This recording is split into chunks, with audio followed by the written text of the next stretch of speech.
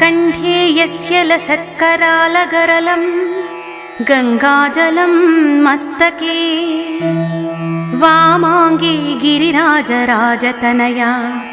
जाया भवानी सती नन्दिस्कन्दगणाधिराजसहिता श्री विश्वनाथ प्रभुः काशी मंदिर संस्थितोऽखिल गुरुर्देयात् सदा मङ्गलम्। यो देवैरसुरैर्मुनीन्द्रतनयैर्गन्धर्वयक्षोरगैर्नागैर्भूतलवासिभिर्द्विजवरैः संसेवितः सिद्धये या गङ्गोत्तरवाहिनी परिसरे तीर्थैरसङ्ख्यैर्वृता सा काशी त्रिपुरारिराजनगरी देयात् सदा मङ्गलम्। तीर्थानां प्रवरा मनोरथकरी संसारपारापरानन्दा नन्दिगणेश्वरैरुपहिता देवैरशेषैस्तुता या शम्भोर्मणिकुण्डलैककणिका विष्णुस्तपोदीर्घिका सेयं श्रीमणिकर्णिका भगवती देयात् सदा मङ्गलम्। एषा धर्मपताकिनी तटरुहा सेवावसन्नाकिनी पश्यन् पातकिनी भगीरथ तपस्साफल्यदेवाकिनी प्रेमारूढपताकिनी गिरिसुता साकेकरास्वाकिनी काश्यामुत्तरवाहिनी सुरनदी देयात् सदा मङ्गलम्। विघ्नावासनिवासकारण महागण्डस्थलालम्बितः सिन्दूरारुणपुञ्जचन्द्रकिरण प्रच्छादिनागच्छविः श्रीविश्वेश्वर वल्लभो गिरिजयासानन्दकानन्दितः स्मेरास्यस्तव ढुण्ढिराजमुदितो देयात् सदा मङ्गलम्। केदारकलशेश्वर पशुपतिर्धर्मेश्वरो मध्यमो ज्येष्ठेषु पशुपश्च कन्दुकशिवो विघ्नेश्वरो जम्बुकः चन्द्रेशो ह्यमृतेश्वरो भृगुशिवः श्रीवृद्धकालेश्वरो मध्येषु मणिकर्णिकेश्वर शिवो देयात् सदा मङ्गलम्। गोकर्णस्त्वतभारभूतनुदनुर् श्रीचित्रगुप्तेश्वरो यक्षेशस्तिलपर्णसङ्गमशिवो शैलेश्वरः कश्यपः नागेशोऽग्निशिवो निधीश्वर शिवोऽगस्तीश्वरस्तारक ज्ञानेशोऽपि पितामहेश्वर शिवो देयात् सदा मङ्गलम्। ब्रह्माण्डं सकलं मनोषितरसैः रत्नैः पयोभिर्हरं खेलैः पूरयते कुटुम्बनिलयान् शम्भोर्विलासप्रदा नानादिव्यलता विभूषितवपु काशीपुराधीश्वरी श्रीविश्वेश्वर सुन्दरी भगवती देयात् सदा मङ्गलम्।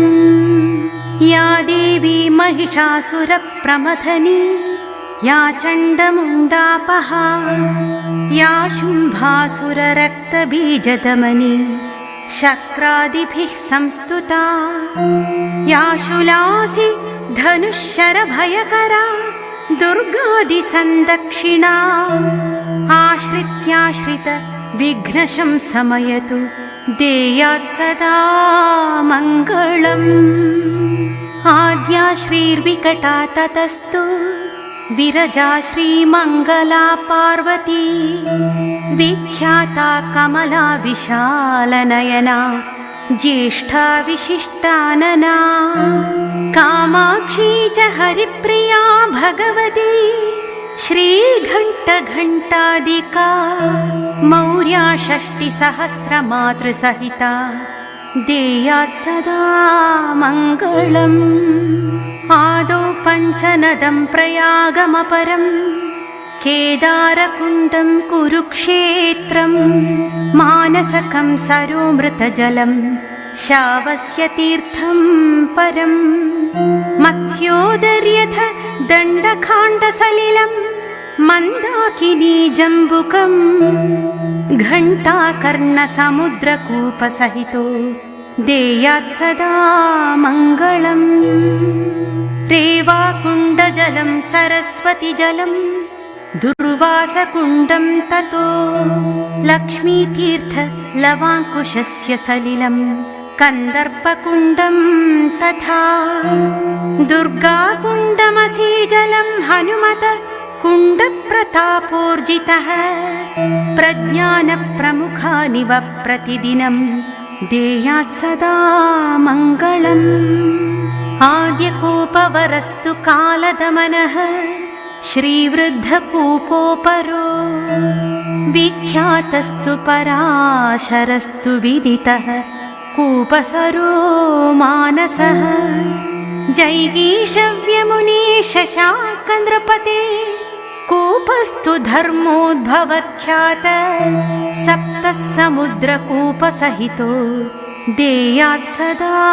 मङ्गलम् लक्ष्मीनायक बिन्दुमाधव हरिर्लक्ष्मी नृसिंहस्ततो गोविन्दस्त्वथ गोपिका प्रियतमः श्रीनारद केशवः गङ्गा केशव वामनाख्य तदनु श्वेतो हरिकेशवः प्रह्लादादि समस्त केशवगणो देयात् सदा मङ्गलम् लोलार्को विमलार्कमायुख रविसंवर्त संयोरविर्विख्यातो द्रुपदुःखखोल्कम् अरुणप्रोक्तोत्तरार्को रविः गङ्गार्कस्त्वथ वृद्धवृद्धिविबुधा काशीपुरी संस्थिता सूर्या द्वादश सम्यका प्रतिदिनं देयात् सदा मङ्गलम् आद्यो ढुण्डिविनायको गणपतिश्चिन्तामणिः सिद्धिदः सेनाविघ्नपतिस्तु वक्त्रवदनः श्रीपाशपाणिः प्रभुः आशापक्षविनायका प्रशकरो मोदादिकः षड्गुणो लोलार्कादिविनायका प्रतिदिनं देयात् सदा मङ्गलम् हेरम्बोनलकूबरो गणपतिः श्रीभीमचण्डीगणो विख्यातो मणिकर्णिका गणपतिः श्रीसिद्धिदो विघ्नपः मुण्डश्चण्डमुखश्च कष्टहरण श्रीदण्डहस्तो गणः श्रीदुर्गाख्यगणाधिपः प्रतिदिनं देयात् सदा मङ्गलम् आद्यो भैरवभीषणस्तदपरः श्रीकालराज क्रमाश्रीसंहारक भैरवस्त्वथ रुरुश्चोन्मत्तको भैरवः क्रोधश्चण्डकपाल भैरववर श्रीभूतनाथादयो ह्यष्टौ भैरवमूर्तयः प्रतिदिनं देयात् सदा मङ्गलम् आधातोऽम्बिकया सह त्रिनयनः सार्धं गणैर्नन्दिता काशीमाशु विशन्हरः प्रथमतो वार्षध्वजेव स्थितः आयाता दशधेनव सुकपिला देव्यै पयोभिर्हरम् ख्यातं तद्वृषभध्वजेन कपिलं देयात् सदा मङ्गलम् आनन्दाख्यवनं हि चम्पकवनं श्रीनैमिषं खाण्डवम् पुण्यं चैत्ररथं पाशाकविपिनं रम्भावनं पावनम् दुर्गारण्यमथोऽपि कैरववनं वृन्दावनं पावनम् विख्यातं ख्यातानि वनानि वः प्रतिदिनं देयात् सदा मङ्गलम् अलिकुलदलनील कालदंष्ट्राकराल सजल जलदनीलो व्यालयज्ञोपवीतः अभयवरदहस्तो डामरोद्यामनादः सकलदुरितभक्षो मङ्गलं वो ददातु अर्धाङ्गे विकटा गिरीन्द्रतनया गौरी सती सुन्दरी सर्वाङ्गे विलसद्विभूतिधवलो कालो विशालेक्षणः वीरेशः सह नन्दिभृङ्गिसहितः श्रीविश्वनाथ प्रभु काशीमन्दिरः संस्थितोऽखिल गुरुर्देयात् सदा मङ्गलम् यः प्रातः प्रयतः प्रसन्नमनसा प्रेम प्रमोदाकुलः ख्यातं तत्र विशिष्टपाद भुवनेशीन्द्रादिभिर्यस्तुतं प्रातः प्रामुखमासनोत्तमं गतो ब्रूयाच्छृणोत्यादरात् काशीवासमुखान्यवाप्य सततं प्रीते शिवे धूर्जटी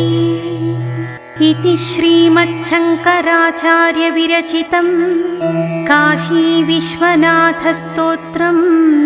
सम्पूर्णम्।